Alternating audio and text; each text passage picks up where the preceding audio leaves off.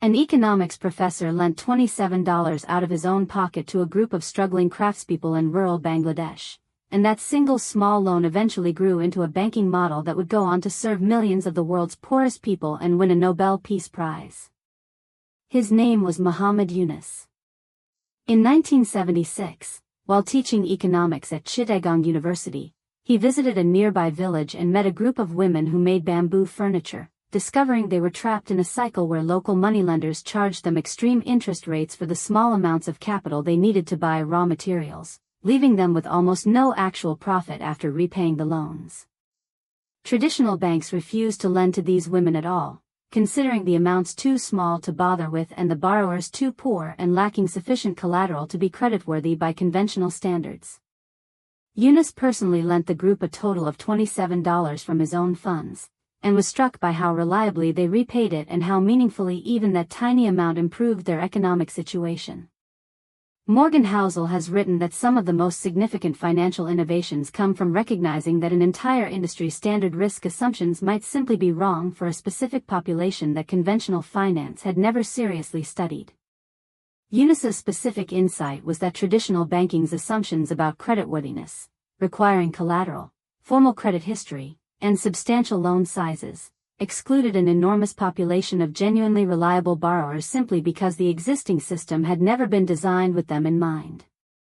In 1983, Yunus formally founded Grameen Bank, built specifically around providing small loans, known as microcredit, to poor individuals, with a particular focus on women in rural communities, who traditional banks would never have considered lending to. The bank operated without requiring traditional collateral, instead relying on small peer groups of borrowers who supported and held each other accountable for loan repayment. Benjamin Graham's investment philosophy emphasized identifying genuine value that the broader market had overlooked or misjudged. Yunus applied a similar insight to an entirely different context, recognizing that the world's poorest borrowers, rather than representing unacceptable credit risk, actually repaid small loans at remarkably high rates once given fair access and reasonable terms, a genuine value the traditional banking system had simply never bothered measuring.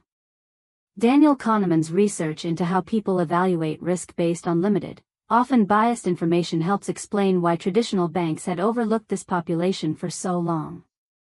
Conventional lending models had been built around assumptions from wealthier, urban, formally documented borrowers, and simply extending those same assumptions to rural, poor populations without collateral produced an inaccurate picture of the actual risk involved, a gap Yunus's model was specifically designed to correct.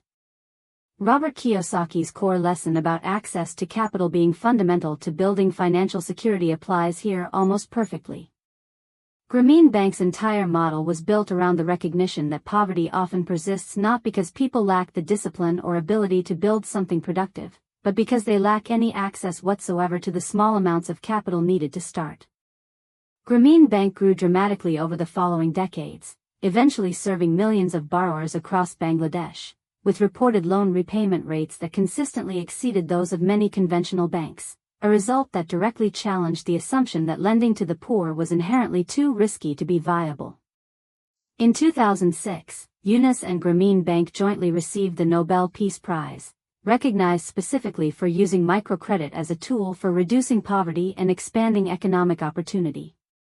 Here's an honest complication worth including. Since the broader microcredit movement Yunus pioneered has faced legitimate criticism and mixed results in various contexts since its initial success. Some researchers and economists have raised concerns about certain microfinance institutions charging excessive interest rates, about instances of aggressive loan collection practices in various countries, and about mixed evidence regarding how consistently microcredit actually lifts borrowers permanently out of poverty across different regions and contexts, as opposed to simply providing short-term relief. Yunus's own Grameen Bank has generally maintained a strong reputation, but the broader industry it inspired has produced results considerably more varied than its most optimistic early advocates initially predicted. George S. Clason's advice about the importance of access to capital as a foundation for building wealth applies directly here, though at a scale and context Clason himself never wrote about. Yunus's core insight, that even small amounts of accessible capital, provided under fair terms, can meaningfully change someone's economic trajectory, reflects a similar underlying principle, applied specifically to populations the traditional financial system had simply excluded from consideration. This isn't a simple story suggesting microcredit alone solves poverty, or that every microfinance institution that followed Yunus's model operated with the same integrity and effectiveness as Grameen Bank itself.